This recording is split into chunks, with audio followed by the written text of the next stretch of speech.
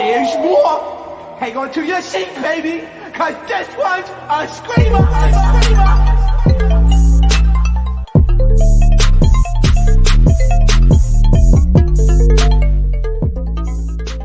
What is going on, entertainers? So today I'm back with another town hall. This is town hall. Before I get started, you already know what to do. Hit that like button. Let me know what you guys think. So the first topic I wanted to talk about today was the freaking Jayla versus Natalie. So recently Jayla went live and she was basically saying how she's not friends with Natalie.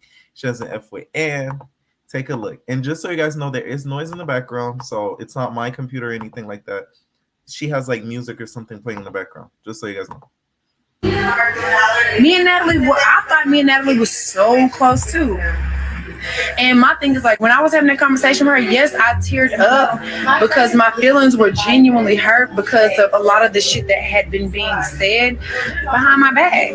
But at the end of the day, it's just like, I see what it is and I see how you move. I know she's never going to fully admit to any of the stuff and place the blame on other people. So I get that part of you. And so basically, I just personally have to take a step back. I can deal with you when it comes time to filming or if it's a big group setting or whatever, but at this point I just know, like, if I'm going through something, she's not the person that I call and vent to. She's not the person that I tell my personal business to. If that to admit to something and own up to something, that being upset and being mad about it, no, bitch, you want to be fake, I'm gonna be fake right along with you. I know what the fuck you said and I know what the fuck you did. You'll never admit to it, but I know what the fuck it is, so we can move accordingly. And that's just what it is. You gotta learn how to move accordingly with people,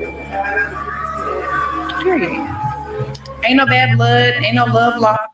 All right, and then also I wanted to read a comment because this is my point I was gonna make. Ain't y'all tired of the same scripted fallout playing with Natalie? First it was Sarah Christina, now Jayla. I'm over it. Seriously, like, it's the same fallout. Anybody who's friends, who gets close with Natalie, you're better off going to Justin's Cabaret because something's bad's gonna happen to you. Like, it's just inevitable at this point. So I don't feel bad for Jayla because Christina warned her, Sarah warned her, everybody was telling her about Natalie, and she still went along and became friends with her, which is kind of the right thing to do because you're not really supposed to listen to people, opinion about other people. You're supposed to make an opinion on your own. But when the proof is there and it's televised and it's recorded and it's in the Instagram books, in the history books, you have to kind of listen. So it's kind of on Jayla's end. And she also talked about how she doesn't F with Anne is probably looked at that video and was just like, what?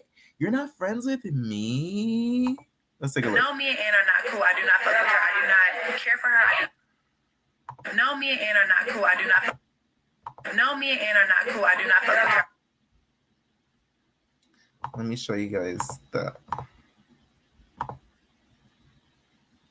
No, me and Anne are not cool. No, me and Anne are not. I do not fuck with her. I do not care for her. I do not like her. Nope, not at all. Anne is just weird, and I don't have time for her weird antics. I don't like her. No, me and Anne are not cool. I do not fuck with her. I do not. And the reason why I feel like this happened and the whole fallout happened between her and Anne, because you know how her and Natalie had that huge Twitter beef and was just beefing on social media. Anne put out that. Well, Natalie put out that Anne gave out her phone number to everyone except Jayla. So, which is kind of funny. So, Jayla probably felt some type of way about the whole not giving the number thing. So, this reunion is going to be really, really interesting. If you guys don't know, like, because now that her and Anne don't mess with each other, that's something that might pop off at the reunion too. Plus, her and Natalie are not really cool like that. So, I know a lot of you guys were like, oh, they're all friends and the reunion's going to be so boring.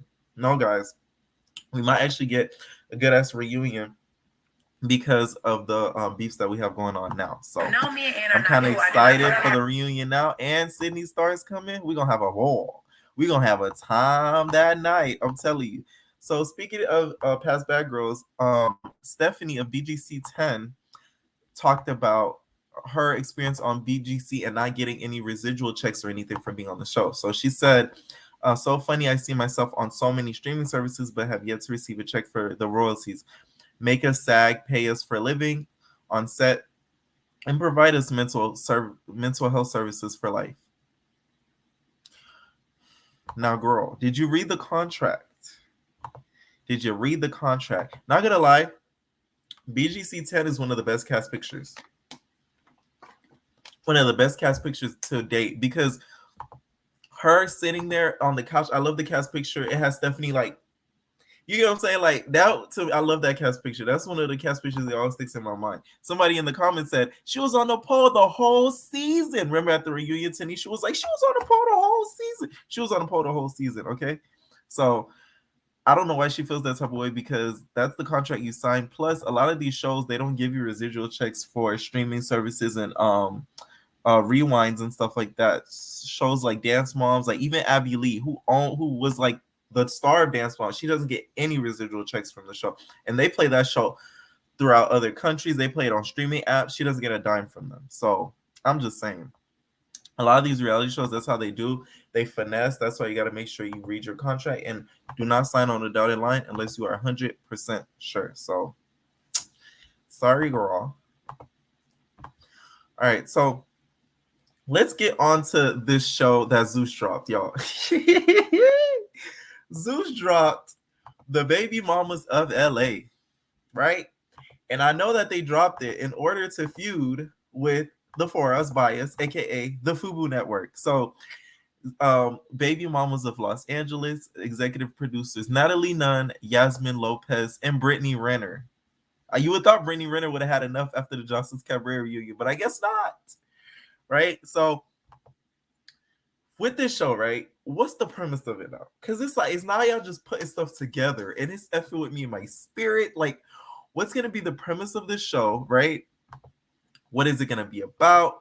What are you guys going to be talking about? And then, is it going to be celebrity baby moms? And is it going to be regular baby moms? Because if it's regular baby moms, I don't see the show lasting long. If it's celebrity baby moms, like, it'll last long. And the baby mom that I want to see on the show, for real, is, hold on, y'all,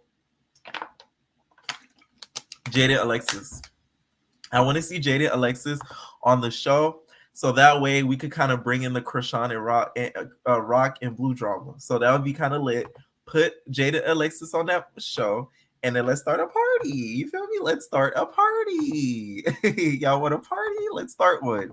So, of course, I feel like they put this show out there in order to directly compete with the side chicks of LA and side chicks of Charlotte, because what's the best way to beat ratchetness? Put out more ratchetness. What's the best way to put out ghetto-ness? Bring out more ghetto-ness. So, you feel me? Bam, bam, bam.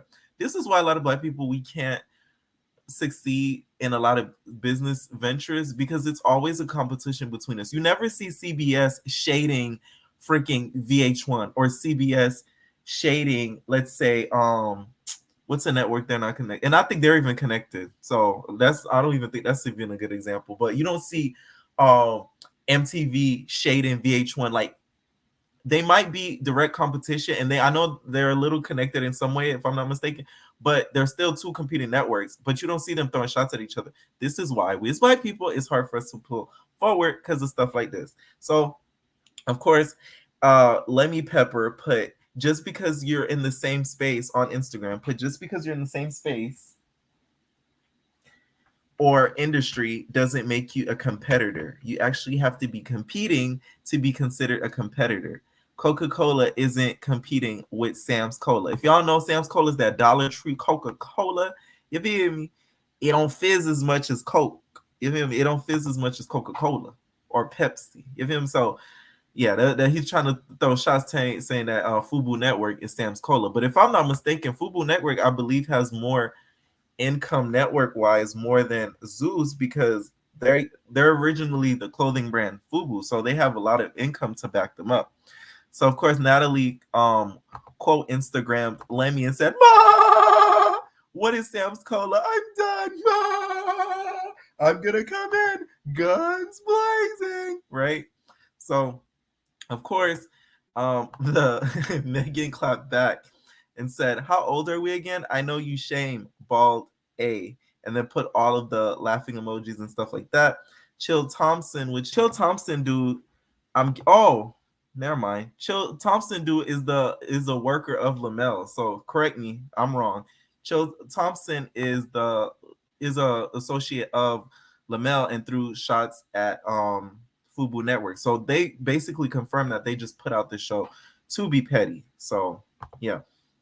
What y'all think of the show? Who y'all want to see on the show? Like I said, my pick is Jaden Alexis. I need her to be on the show because she lives in Los Angeles or in California, whatever. Y'all know they put a city, but it don't really be that city the whole show. They be filming other cities. So we need her to be on that show. Oh yeah, and also, did you guys see the verses between Wet Wet and Wop Wop? Okay, did you guys tune in for the verses? And who y'all think won, y'all? Who y'all think won? You feel me? Here's a little snippet of Wet Wet's song called 6ix9ine. Okay, so I want you guys to listen to Wet Wet's song snippet called 6ix9ine, because it's 69 ways to murder. Well, you hear the rest. Y'all don't know. Is that instrumental?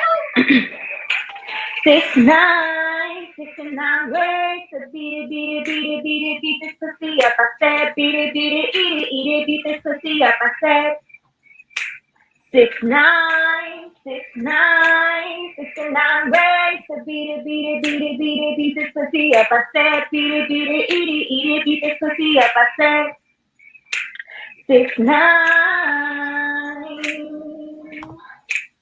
So what y'all think, y'all? What y'all think? Who won the verses, y'all? Let me know.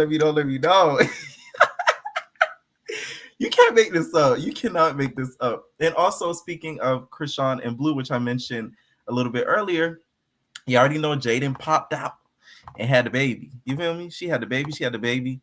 And Blue decided to give her like a push gift, right? So he decided to give her a good push gift in a form of a chain. Okay, he probably used Chrisean's Zeus checks to buy her that chain, to be honest. But whose chain did you guys like better? Did you guys like Jaden's or Chrisean's? And of course, she was at home basically crying in woe is meing Chrisean, drinking alcohol. And it kind of shows you the the comparison between her parents and then herself, because you see how she's turned into the bottle, and then the mom, when she explained in the interview with on Shade Room that the mom turned to like substances and stuff like that when she was getting abused by the father. So it's like it's a huge correlation. This is why I'm telling you, that child trauma, baby.